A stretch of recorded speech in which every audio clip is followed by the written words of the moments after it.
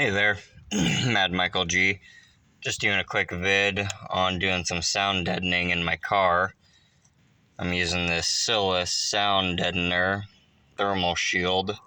Reduces road noise and vibration. This is mostly used for like car audio, some good deadening. Good for doing trunks and just kind of miscellaneous. Right now I'm doing my center console. Tore out my whole plastic center console because it's crap, and I'm going to make a giant big stainless one. I already kind of started the platform for the bottom base. I just got to weld the pieces together, and then I got side walls that'll come up that are going to weld to it.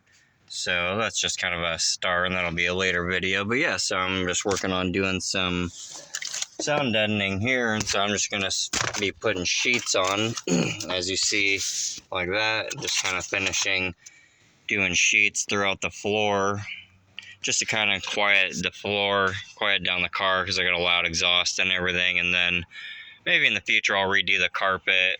It was just old and gross and stuff, so just kind of want to do something new and different, and this will really quiet the car down and keep all the noise out. And then when I get my subs and my stereo going again in here, I'll be able to hear the damn thing. So there you go.